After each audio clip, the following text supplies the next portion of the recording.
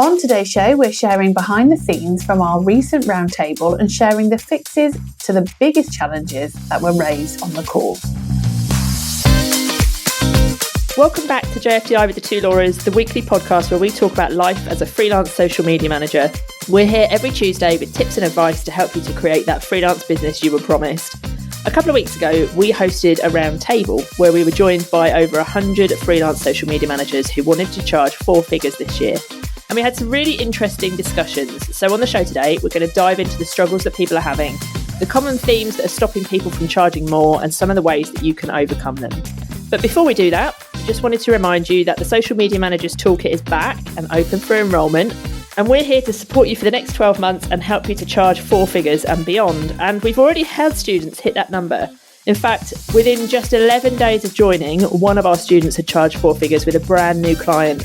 And since then, many others have followed in his footsteps. So it's totally achievable. All the information you need to join us is in the show notes, or go to thetwolauras.com/toolkit. But let's get on with the show. And I think we should probably start with the question that's on everybody's minds. What the fuck is a roundtable, and did anyone get murdered or banished? Yeah. And if you haven't watched the Traitors, that will mean nothing to you.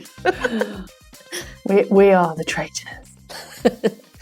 I don't know if I'd want to be a traitor or... Oh, I would. And Would I would you? be pissed off if I wasn't a traitor. I don't know if I'd be very good at it. Oh no, I would be appalling. I would be shit at either. I would totally be, when she says traitors, I would be the one that turns around and looks at her like what's-her-face did in the most recent British series. We would be the sorry, this is not the podcast, but we would be we would be the total opposite. I would think because of how we are as individuals. Yeah. So I trust would everybody. Trust everybody, be really confused that no one can possibly be a traitor because you trust everybody and everyone's lovely and everyone's trustworthy. Yeah. I would be, every fucker's a traitor. Like, I wouldn't trust You wouldn't anyone. even trust your own traitors. You'd be like, I Yeah. don't think you are a traitor. Yeah. There's something about you. I wouldn't sleep for like 2 weeks because I would be so on edge. But having said that, I think I'm an impeccable judge of character. Okay. I rarely get it wrong. So I do wonder whether I would actually be A good faithful. good at any of it.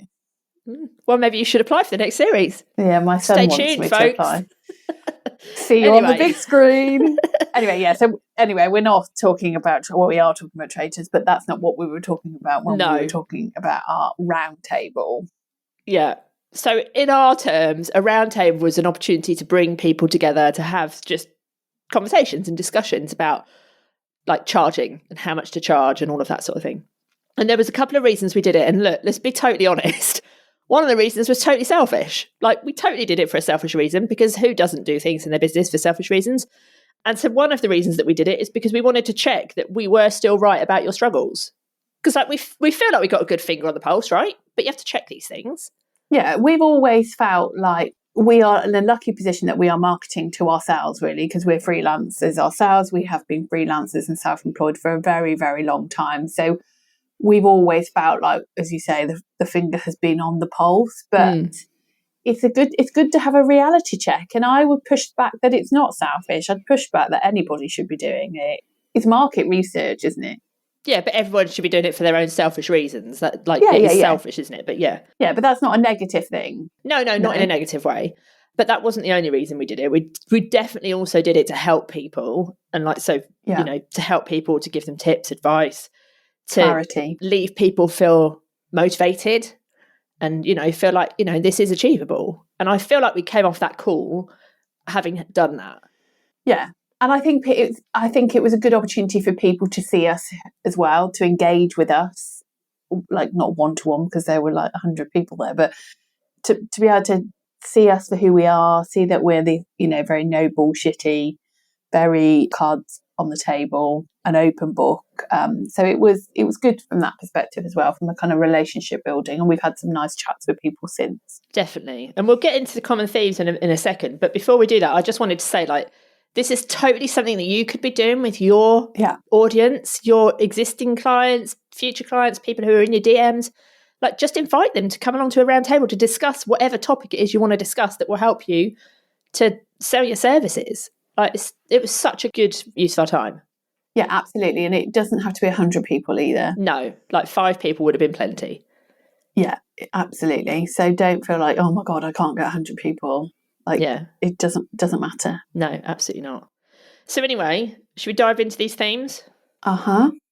So there was a few different themes for why people were kind of stuck on charging more, but I think if we should probably start with like the most common theme about why people went freelance, because I think that's interesting. Yeah. I found that really interesting.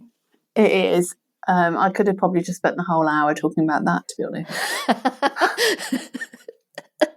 Totally. But I think without a doubt, one of the main themes was that people wanted the flexibility to work, and predominantly around family. So very similar to where we are, where we were when we started and where we still are now. I'd say that was the majority, wouldn't you say that's... Yeah. It was about that flexibility. Yeah, being around the kids and all of that sort of thing. Definitely. Yeah, but then there were people who were wanting to get out of employment, very toxic environments, maybe weren't appreciated. Yeah, awful bosses. Yeah, or were being pushed, they were being made redundant, which was me. That's how I became self-employed 14 years ago. But I think the overarching theme through all of it was that people wanted, I suppose, more control over their financial independence and a bit more stability.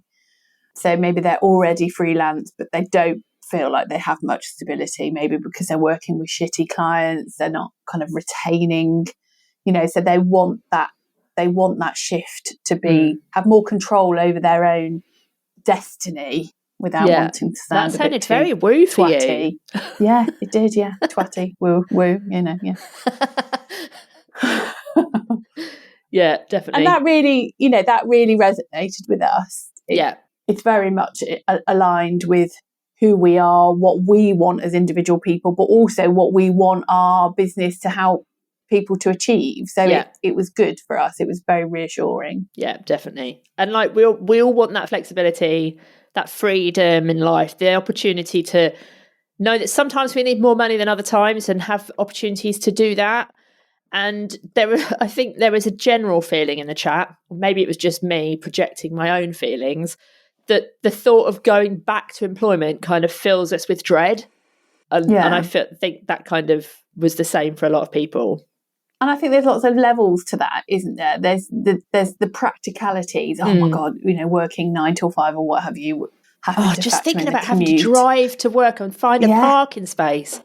Yeah. And pack your lunch up to take with you. Oh no. Yeah, all of that. But then there's also that you kind of take away any kind of independence and you take away your control, the freedom. You have to ask for annual leave. You're only allowed 25 days annual leave. All of those things that for some people is fine. But I think for many you want different. And like I literally couldn't go back to that. As it stands at the moment in my life, I just couldn't do it. No. Like I love the fact that I can just go, oh, you know what, I'm going to take the kids away next week. Yeah. I'm going to do this. I'm just pop into the shop, just. Yeah. It's just the little things. Yeah, I couldn't do it. And I also love the fact that I can say, right, I really need to get some fitted wardrobe in the boys' bedrooms. What the hell can we do to make more money so I can pay for them? Yeah. But you wouldn't be able to do that. You can't just be at work and go, I'm going to work really hard today on the hope someone notices and may give me a bonus if you're lucky enough to work in an industry that gives bonuses. Yeah, or maybe like try and get some extra like overtime if you're in a company that offers overtime and you've got someone to look after the kids so you can actually do any overtime. No, sod that. So it was very interesting. They were, all in a very similar place, similar motivations. Yeah. So if that is you, if that sounds like you, at least you know you're in the right place. So welcome. Yeah, you're amongst friends. Another theme that kind of came up, and this might resonate with you if you've ever felt like your client wants more proof from you about what you're doing and about the ROI before they will pay you more. That came up a lot. So if that sounds like something that you've struggled with, you're definitely not alone. It was a big struggle that people were talking about. It was almost like a confidence knock because a client would be like, I want to see more before I'll agree to your fee increase. We'll talk about how you can get over these things as well. So that was definitely another kind of theme. But I think the biggest theme was just this confidence gap and proving your value. And like I said, just proving like that ROI and that worth to a client, because lots of people felt like they had to prove that value of what they were doing, as well as like the return on investment, before they could increase their rates, before they felt comfortable to do that, let alone what the client would say, just before they were confident to put a different number on their website or a different number on their proposal. But it's a employee mentality, isn't it, rather than a self-employed mentality, that you're letting the environment around you dictate what you should charge. Yeah. Isn't it? Or your perception of the environment around you. Yeah. And like, I get it. Like, Laura and I, even now, sometimes we'll have like these confidence crises. It's natural. It's a human thing. But when you feel like there's a confidence gap, as in you can fill it, I think that's a different kind of thing. So there was some common questions that kind of came up on this roundtable. Was people didn't really know what full social management even meant. So we're going to record a podcast about that. People felt like they were just posting for the sake of it, or they didn't really know how to track results properly. And I remember there was a few people who were like, what do you even mean by a campaign? Like, I'm just posting content. Is that different to what you're saying? And when there's all these kind of conversations, people then start thinking, hang on, I don't know what you mean. And then that creates that confidence gap, doesn't it? And that reduces your kind of confidence level to be able to charge more. And I totally get it. Like, you know, we've all been there. So that's why we wanted to do this podcast, because we wanted to share like 3 kind of shifts that you could make based on all of these things that came out of this roundtable to help you to charge more money, to charge, in our opinion, ideally a minimum of 4 figures. So shall we dive straight into them? Absolutely. Okay. So the first one goes back to what I just kind of said, is that you need to stop thinking in single posts and you need to start thinking in campaigns. Yeah. You cannot achieve your clients' goals through a single posting mentality. Yeah.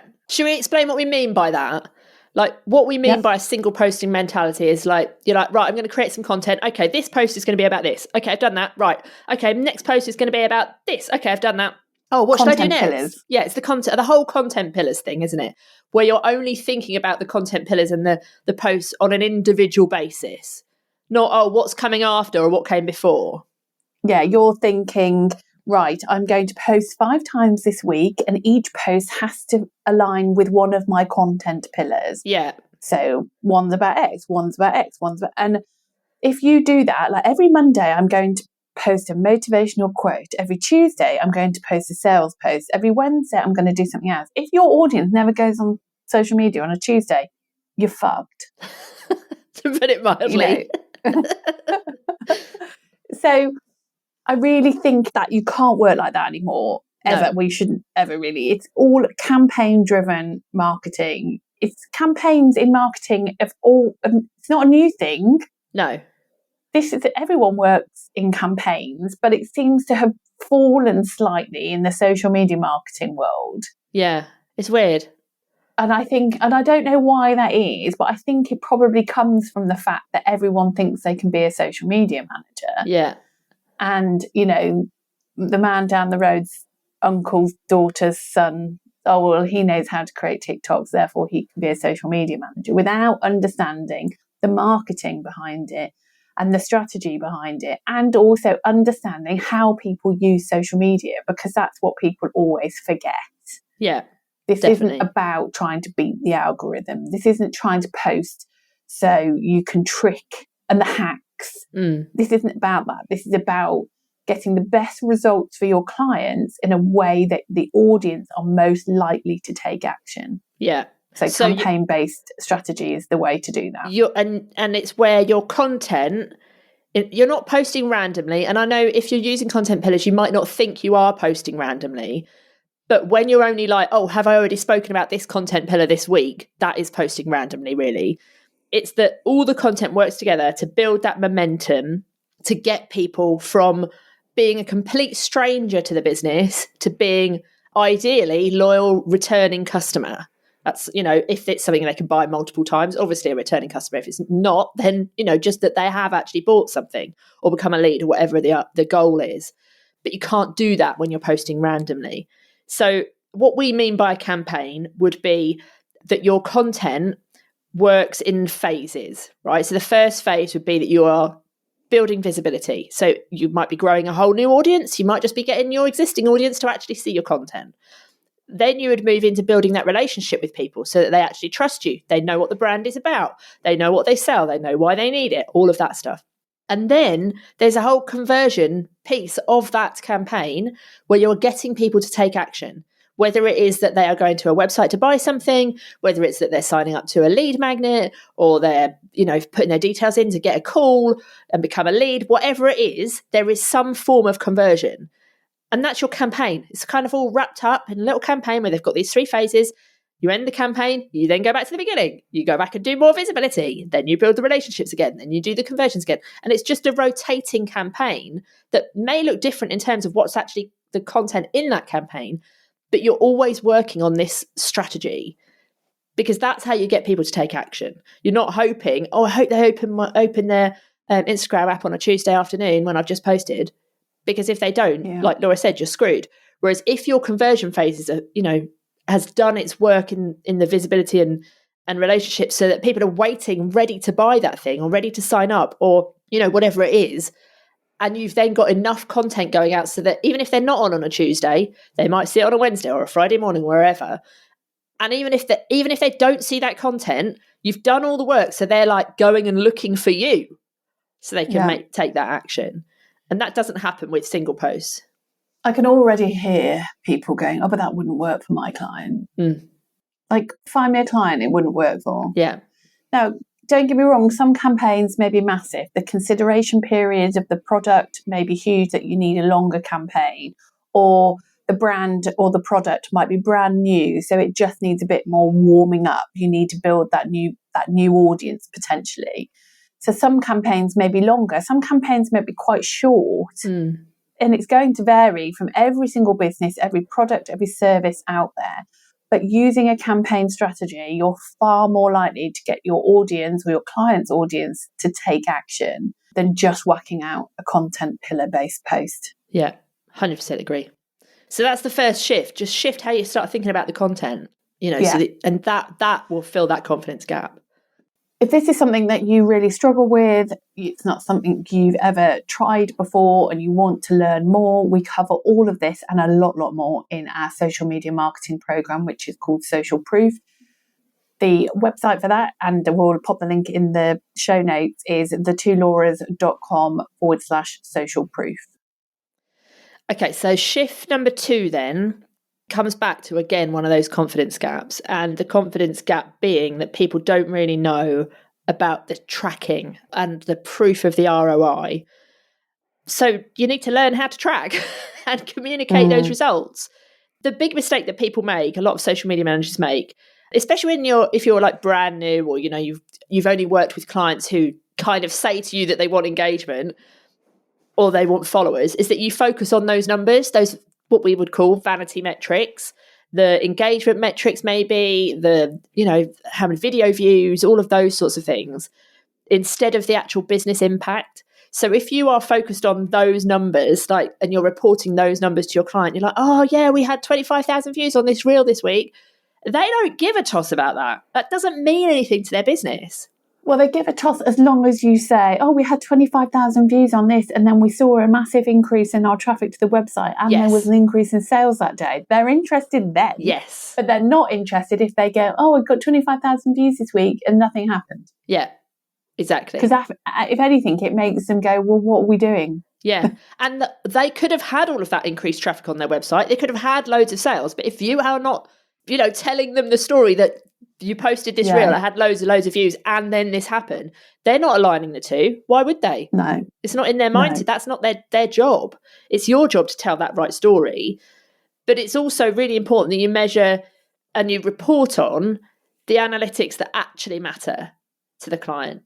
And, it might be things like Laura's just said, traffic on the website. It might be how many leads they've had or how many, leads they've had via a ManyChat bot, whatever it is. It's the things that are important that actually relate to your client's objective. And your client might say to you, my objective is I want 10,000 followers. And it's your job to push back and say, why? Because at some point down the line, you will discover that actually it wasn't that they wanted 10,000 followers. They wanted 10,000 buyers. And that's a totally different thing. God, yeah, it is. Can you imagine? Yeah, 10,000 buyers. Yeah, I'll just go and round them up and get their credit cards out. Yeah, a red flag. Yeah, so in order to kind of prove your value to your clients, you need to tell that right story. But you also need to have good tracking. Maybe you're using UTMs, maybe you're using, like I said, things like ManyChat, and your good reporting tells the right story in relation to the work that you've done, the analytics you can show, what's happened in the business impact. And it's Your not strategy. just, the strategy, all of that, the conversations you've had, maybe, all of the stuff that is important to the business. And you're not just giving them a report that you've just pulled off of a platform with a load of numbers, just going, here you go, this is what's happened. Because how overwhelming is that? As a social media manager, you probably find it quite overwhelming yourself. So imagine what the client feels like. So, that's I think quite it's important. also worth saying you need to start to understand what impacts tracking as well, don't you? It's like, not everything is trackable. Yeah. So you need to always keep that in context, always keep, as much as you can try and track everybody, you always need to have kind of conversations up your sleeve ready to say to a client, well, okay, look, loads of people may have found you on Instagram, but they're less likely to click on a link in a bio. That's why you may see an increase coming from Google, because it's easier for them to go to Google. And even also things like, like we just said with the tracking doesn't always work. If you are able to report, we've had, 40 visitors from Instagram, but that day they've had 200 visitors on their website. Well, it's likely that most of them have become because of Instagram, if that's the only thing that's been happening. If there's not been any other content or anything else, and that 200 is, out of a normal range, well, the chances are that's because of what you're doing. And they need to understand that. It's not just randomly, suddenly 200 people went and Googled you because out of the blue for nothing. Yeah, you just try to, and this will be easier for some people than others because it will be dependent on how data driven you are. But just trying to give context to the numbers for your own sanity is going to help you then be able to explain that to the clients. Because if they're saying, there's basically what I'm saying is there's never exact numbers. We can't rely on the data, but you have to be led by the data. Yeah, definitely. Yeah, that is a very good way to say it. And then the third shift that you could make is the way you position yourself. So to position yourself as like a strategist, a social media marketer, a social media strategist, not a social media manager or, content creator. Oh, definitely not a content creator.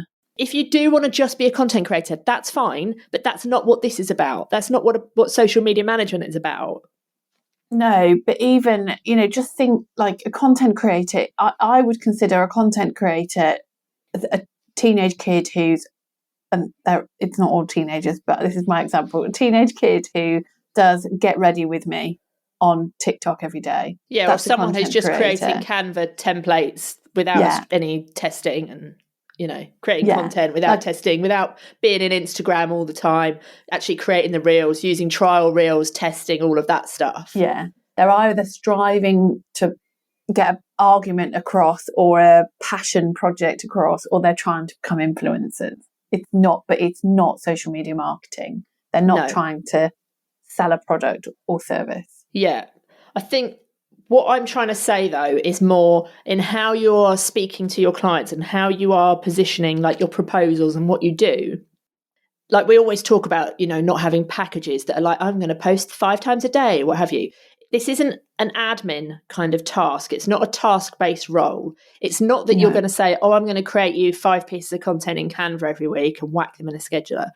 It's that you are actually being a strategist. You are being strategic and helping people to meet that goal.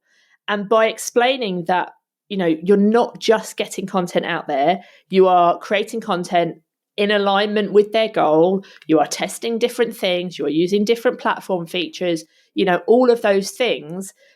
That is where the money is.